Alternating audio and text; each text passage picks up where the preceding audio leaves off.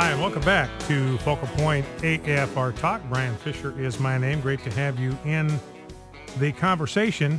I just want to close the loop on this business about this hymn in the Presbyterian Church USA, PCUSA. And again, there are varieties of Presbyterians, so be careful here. Don't think that this necessarily applies to your brand of Presbyterian, because there are a number of different Presbyterian denominations, many of them much more conservative than the PCUSA, but they have tossed this hymn in Christ alone from their hymn book because it refers to the death of Christ satisfying the wrath of God. And just a little too gruesome for them. Apparently, they just don't like the thought that God might disapprove of anything that we do.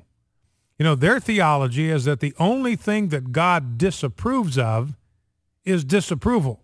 The only ones that God judges are those who judge. And so they don't want anything like that in their hymn books. Now, you know, people that take this view, God's not an angry God. He's not a God of wrath. He's just a nice guy. He's got a beard. He sits in a rocking chair. He smokes a pipe. He's a grandfather, wouldn't harm a fly. That's the way a lot of people think about God. And if you start talking about the justice of God or the wrath of God, they start thinking that you're a bigot and a hater. Who would want to believe in a God like that? So they think they're real edgy. They think they're hip. They think they're on the cutting edge. This is the modern view of God. You're stuck in the Dark Ages.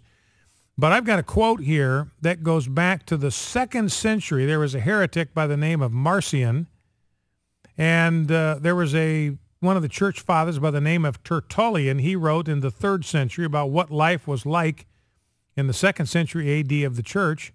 And here is what the followers of Marcion believed in the 2nd century A.D. They said, quote, "A better God has been discovered." That is, a better God than the God of the Bible.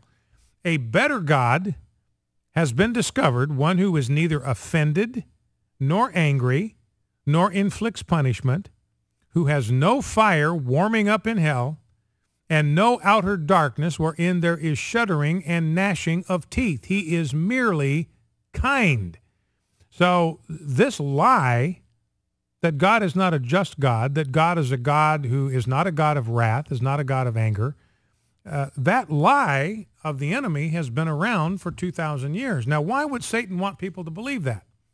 Well, because that would keep them from fleeing to Christ for refuge from the wrath to come. I mean, one of the things the Bible makes it very clear, if God is a just God, if God is a God of wrath, then we had better find some way to deal with that before we die, before we face the judge of the living and the dead, before we face the judge of all the earth.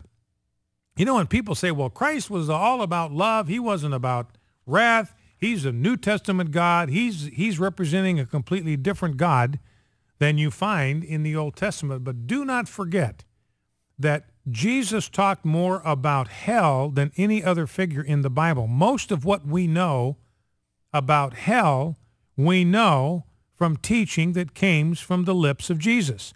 He was the one that was talking about weeping and wailing and gnashing of teeth and a fire that will not be quenched, and those who are being cast into outer darkness. He was the one that talked more about the eternal destiny of those who do not cling to him for salvation. Now, why are we to do that? Because he wants us to make a decision based on the truth. He wants us to understand the eternal consequences of decisions that we make now. You know, if you're talking to somebody and you know that there's a road out up ahead, there's a bridge out, there's a road that goes across some kind of a ravine, some kind of raging mountain creek, and you know that the bridge is out. And if somebody goes down that road, they're going to go right off into the abyss almost to a certain death. And there is a parallel route, and it's got a bridge on it that will get you across that chasm. Now, if you love people, I don't care who they are. I don't care if you even know them. If you love people and you have the opportunity, you want to direct them to the road with the bridge. You don't want to just let them blindly plunge into the abyss. Where is the love in that? There's death there. There is destruction. You don't want anybody to wind up driving down that road. You want them to go on the road that's got the bridge.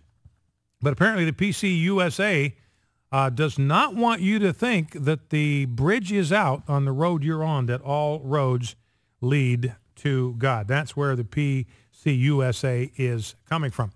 Now, I want to talk here about something, if we can shift gears, Rob, at this point.